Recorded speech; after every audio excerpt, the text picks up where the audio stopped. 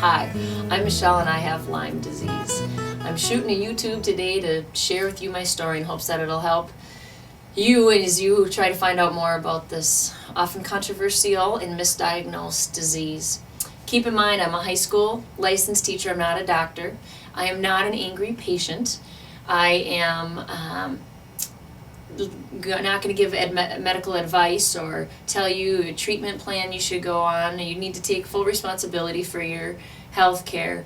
I'm not anti-chiropractic care. I'm not anti-physicians. I'm not selling anything, but I am pro-information, and I am excited to share some of what I've learned in the past almost 2 years with you about this disease. My inauguration into the Lyme Disease Club, no one even asked if I wanted to be part of this, started in May 5th, 2006. I was bit by a tick, had a rash, put it in the Scotch tape even for the doctor like a good Girl Scout would, and brought it into the doctor. Didn't even have to do any tests. She said, yep, you're classic, let's go on 10 days of doxycycline, you'll be good to go. And I thought I was. Fast forward a couple months later, it's August 5th, Saturday, my college roommate and I are doing a triathlon we do every year, and it's just a little triathlon. I say that not to impress anyone, but to let you know that I had been active person, high energy person, and it was a Saturday morning about 5:30. We woke up and I had a numb lip on my right side, and I felt like I had Bengay on my lip. I even made a joke, a nice nickname, Numb Lips, and we kind of laughed and went about it. It was very disconcerting, but just went on with it. By the time I got to the run part of the race, my whole right leg was numb, and I thought maybe I sat on the bike wrong, and maybe this is what happens. You're 35 now. I just turned 35 not too long before, and the beginning of the downward 35 health slide. And I basically took Sunday off, and Monday wanted to work out, loosen up the muscles, and when I woke up, the whole right side of my face, my right arm, and my right leg was numb. I immediately called my family doctor and got in with the appointment with her that morning, and we were going through some things, and I said, hey, I need you to shoot straight with me. What are you thinking? She said, it could be a number of things. You could be having a stroke. Wow. It could be West Nile, it could be Lyme disease, it could be MS. To which I said, oh, really? I have 2 aunts that have MS. And to which she said, oh, really? And proceeded to set up some more further tests. And before I knew it, I was in for carotid throat ultrasound and had a lot of blood work, and got in for a brain MRI actually that afternoon.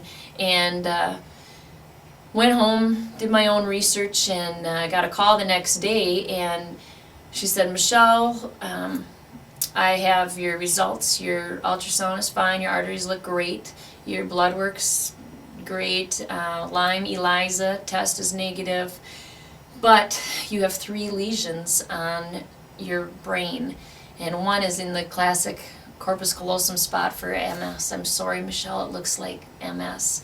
Now, those of you that have been on the other end of the phone and heard news like that, or even worse, know the weight of that moment. And I proceeded to learn as much as I could. I met with neurologists and MS specialists and gathered as much information as I could about MS. I also noticeably had less energy. I was more tired, yet had terrible sleep insomnia. I had wild dreams, and just attributed a lot of that to trying to embrace this new health news we have. I have 2 young children, and they're obviously trying to sort out what's going on with the new patterns in the house and the phone calls and the computer. And I had symptoms for 6 days and nothing for 10. So we decided we needed a break and continue to keep a prearranged family vacation to Wisconsin Dells and just be a family again.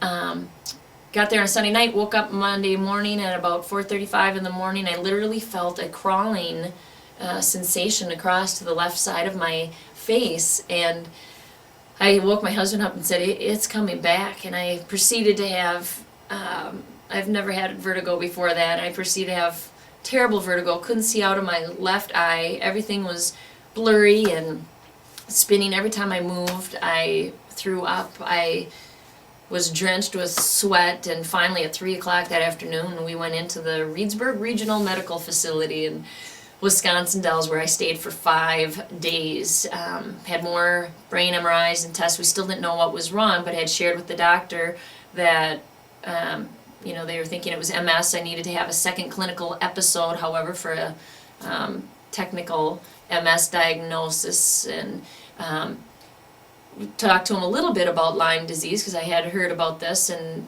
said, "Do you do a Western blot? Can I?" He goes, "I can do that." He was familiar with it and did a Western blot. I got better there, started regaining my balance. I couldn't walk.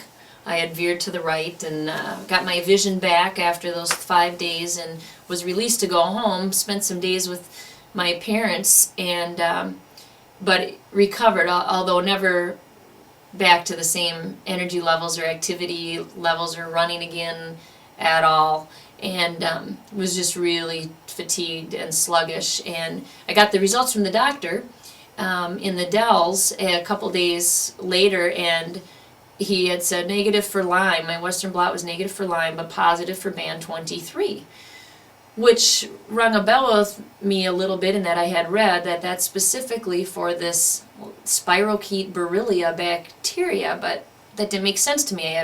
I have a antibody. Am I fighting something here or not? I didn't know what to think of it, but then again, I had brain fog is the best way for me to describe it. I wasn't able to think as clearly as I usually would, and I would mix up letters for words of the first that began with the first letter, like ping pong table for picnic table, or similar meanings like motorcycle and snowmobile. At least I got close with vehicles.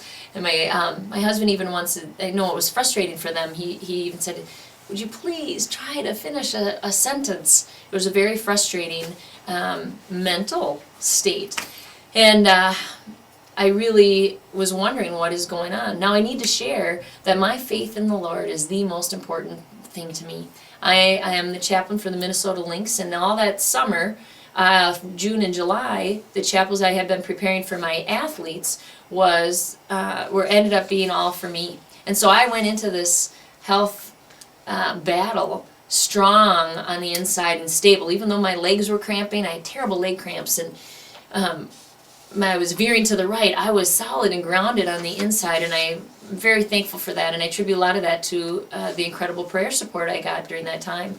I say that because from the beginning of this, I had sent out group prayer emails and health updates. I wanted to gather as much information as I could, and a new friend of mine from church happened to be on the other end of these emails, and her husband would read them and said, have her call me. But I was so overwhelmed with information and well-intending multi-level marketers and with their new juice or something, that I just said I decided I would call him after we got back from our family vacation, which wasn't my favorite family vacation.